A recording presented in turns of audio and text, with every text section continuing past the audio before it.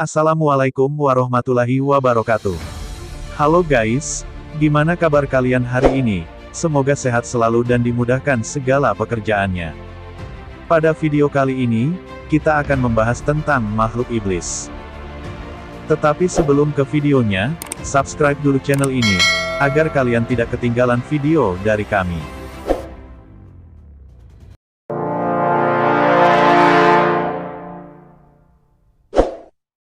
Tahukah kalian tentang iblis? Ya, iblis merupakan pemimpin para setan, yang bertugas mengajak manusia menuju jalan kesesatan. Makhluk yang bernama Azazil ini, dahulu pernah taat kepada Allah, namun ia begitu sombong ketika diperintahkan bersujud kepada Nabi Adam. Sehingga, ia lebih memilih ingkar dan dikeluarkan dari surga. Sejak saat itu, dendam iblis kepada Allah begitu membara. Ia bersumpah akan membuat manusia berpaling dari Sang Pencipta, segala cara dilakukan untuk bisa menyaingi Allah Ta'ala. Termasuk membuat istana dengan singgasana yang begitu luas. Berdasarkan hadis Nabi, lokasi istana iblis berada di tengah lautan, bahkan, disebut-sebut layaknya ars di atas air. Dari sanalah mereka mengendalikan seluruh aktivitas penyesatan terhadap umat manusia, seperti apa? Berikut ringkasannya.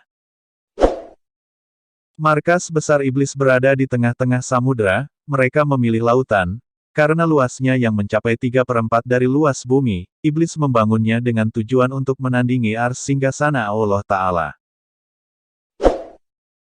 Layaknya sebuah kerajaan, istana iblis ini juga dipenuhi dengan pengawal dan pengikut-pengikutnya. Iblis mengatur kejahatan dan kemaksiatan dari istananya ini, kemudian, iblis mengirim bala tentaranya menuju daratan untuk menjalankan aksi menggoda manusia. Jabir radhiyallahu anhu mengabarkan, bahwa Rasulullah shallallahu alaihi wasallam menerangkan, bahwa iblis telah membangun singgasananya di permukaan laut, dari sanalah, ia mengirimkan seluruh bala tentaranya, yang paling berjasa di antara mereka, adalah yang paling banyak membuat kekacauan.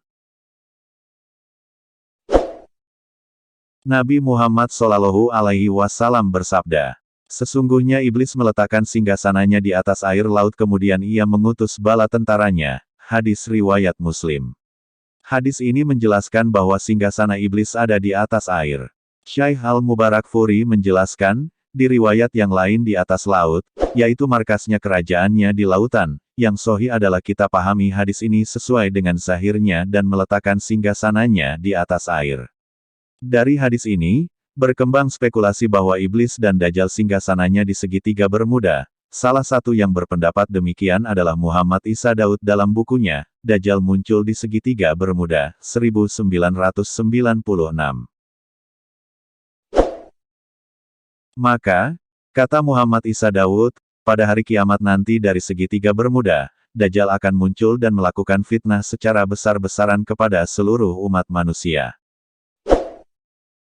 Muhammad Isa Daud menegaskan, ia membuat kesimpulan tersebut bukan dari pendapatnya, melainkan dari sejumlah manusia kuno yang ia pelajari dari beberapa orang Muslim yang tinggal di Palestina, Arab Saudi, Yaman, Swedia, Amerika Serikat, Inggris, Jerman, dan lain-lain. Mereka itulah, ungkap Isa Daud, yang memiliki data mencengangkan dan belum pernah dipublikasikan oleh orang lain. Kita membenarkan kerajaan jin ada di lautan, sebagaimana yang dikisahkan oleh Rasulullah Shallallahu Alaihi Wasallam dari Jabir bin Abdillah radhiyallahu anhuma, bahwa Nabi Shallallahu Alaihi Wasallam bersabda, sesungguhnya singgasana iblis berada di atas laut, dia mengutus para pasukannya, setan yang paling dekat kedudukannya adalah yang paling besar godaannya, di antara mereka ada yang melapor, saya telah melakukan godaan ini. Iblis berkomentar, kamu belum melakukan apa-apa. Datang yang lain melaporkan, saya menggoda seseorang, sehingga ketika saya meninggalkannya, dia telah berpisah talak dengan istrinya. Kemudian iblis mengajaknya untuk duduk di dekatnya dan berkata, sebaik-baik setan adalah kamu. Hadis riwayat Muslim 2813. Hanya saja, hadis sahih ini sama sekali tidak memberi isyarat di laut sebelah mana singgasana iblis. Nabi Shallallahu Alaihi Wasallam hanya menyebutkan bahwa kerajaan iblis berada di laut. Karena itu, menentukan laut tertentu untuk posisi kerajaan ini memerlukan dalil yang lain. Selama belum diketahui dalil lain yang menegaskan hal itu, sikap yang tepat adalah diam. Segitiga Bermuda. Bermuda Triangle, juga sering disebut Lautan Setan, atau juga Lautan Iblis, adalah wilayah di Samudra Atlantik seluas 1,5 juta mil persegi, atau 4 juta kilometer persegi, yang membentuk garis segitiga antara Bermuda.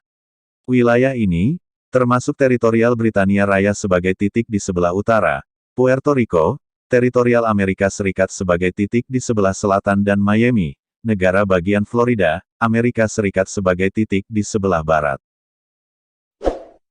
Lokasi ini, kerap dijuluki sebagai rumah iblis, karena sudah tak terhitung korban jiwa yang hilang misterius di kawasan itu. Banyak yang menyebutkan, jika korban jiwa yang gugur di sana adalah menjadi tumbal bagi sebuah kekuatan misterius jahat yang tak diketahui.